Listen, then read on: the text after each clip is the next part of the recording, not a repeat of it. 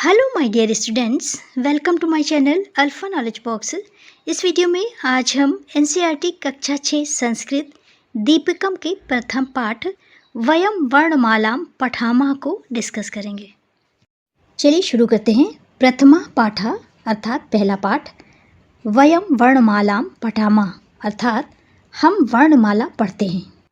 वर्णमालाम दो शब्दों से मिलकर के बना हुआ है, वर्ण और माला। अब प्रश्न ये है कि वर्ण क्या होता है। जब हम किसी भाषा को लिखना चाहते हैं तो उसके लिए कुछ मानक चिन्ह होते हैं, प्रतीक होते हैं, जिन्हें वर्ण कहते हैं। जैसे अंग्रेजी में ABCD वर्ण हैं, उसी तरह से हिंदी में आ ई उ ए, इसी तरह से का खा गा घा, ये हिंदी के वर्ण हैं। इन हिंदी के वर्णों का एक समूह है जिसे वर्णमाला कहते हैं। यहाँ पर वर्णमाला की बात क्यों की गई है? वर्णमाला की बात इसलिए की गई है क्योंकि संस्कृत आपके लिए नई भाषा है। जब भी आप संस्कृत को पढ़ेंगे या लिखेंगे तो उसके वर्णों को जानना आवश्यक है। चलिए शुरू करते हैं। वर्णः द्विविधा भवन्ति, स्वरः व्यंजनानि च। वर्ण दो प्रकार के होते हैं, स्वर और व्यंजन। यहाँ पे चा का अर्थ है और इस चा को दो शब्दों के बीच में ना लेकर के अंत में लिखते हैं। जबकि हिंदी में अगर स्वर व्यंजन बोलना है तो स्वर और व्यंजन बोलेंगे और इन दोनों के बीच में आएगा। लेकिन संस्कृत में चा का अर्थ और है और इसे अंत में लिखते हैं।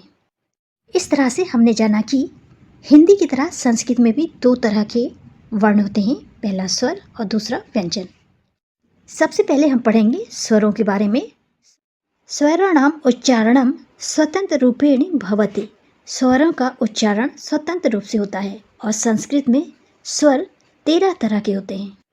स्वर स्वतंत्र रूप से बोले जाते हैं। इसका क्या अर्थ है? इसका अर्थ ये है कि जब आप बोलते हैं का, खा, गा, तो यहाँ पे का के साथ आ की ध्वनि निकल रही है, खा के साथ आ की ध्वनि निकल रही है। लेकिन जब हम बोलते हैं आ, ई, उ, तो यहाँ पर किसी दूसरे वर्ण की ध्वनि इनके साथ नहीं निकल रही है। इस तरह से जब हम स्वर बोलते हैं तो स्वतंत्र रूप से बोलते हैं। स्वराः द्विधा सन्ति। स्वर दो तरह के होते हैं, समान अक्षराणि, संधि अक्षराणि च। समान अक्षर और संधि अक्षर वाले। चलिए समान अक्षराणि स्वरों को देखते हैं।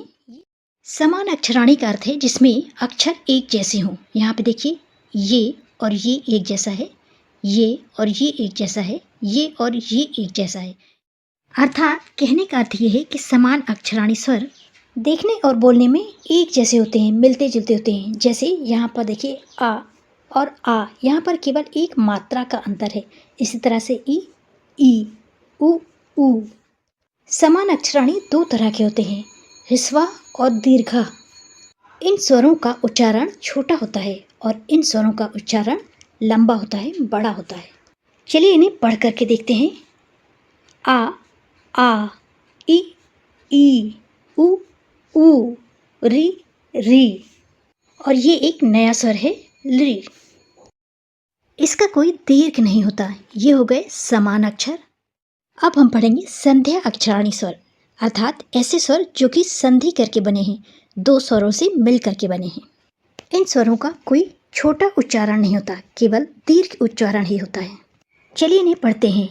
ए, ओ, औ।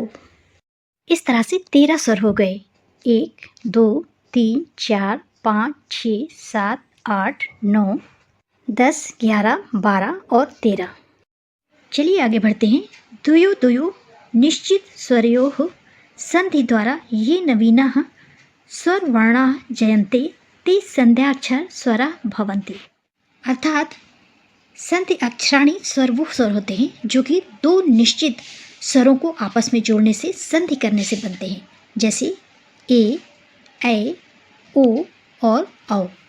ए बनता है आ और ई स्वर को जोड़ने से, संधि करने से ए बनता है आ, और ए की संधि से, इन दोनों को जोड़ने से ओ बनता है आ और ऊ की संधि से, और औ बनता है आ और ओ की संधि से।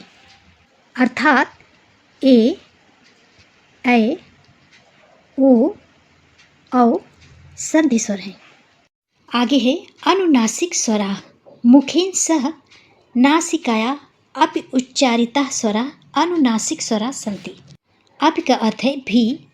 मुंह के साथ नाक से भी बोले जाने वाले स्वरों को अनुनासिक स्वर कहते हैं। अर्थात अनुनासिक स्वर वो स्वर होते हैं जिनको बोलने में मुंह के साथ नाक से भी ध्वनि निकलती है।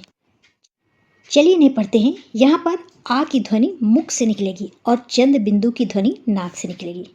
आ, ई, ऊ, री, ली, ए, ओ, औ।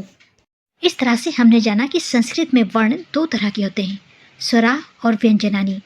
स्वर वो होते हैं जो कि स्वतंत्र रूप से बोले जाते हैं। ये दो तरह के होते हैं, समान अक्षराणी और संधि अक्षराणी। समान अक्षराणी स्वर वो होते हैं जिसमें अक्षर एक जैसे होते हैं, एक दूसरे के समान होते हैं। जैसे आ और आ एक जैसा है, ई और ई एक जैसी है, ऊ और ऊ एक जैसा है, री और री एक जैसी है। दूसरा स्वर है संधि अक्षराणी। ये वो स्वर होते हैं जो दो निश्चित स्वरों से मिलकर के बने हुए होते हैं, जैसे ए, ओ और औ। और अंत में हमने पढ़ा था अनुनासिक स्वरा, अर्थात मुख और नाक दोनों से बोले जाने वाले स्वर, जिनके ऊपर इस तरह से चंद्र बिंदु लगी हुई होती है। इस वीडियो में यहीं तक। अगले वीडियो में व्यंजनानी पढ़ेंगे। This is the end of video. Thanks for watching.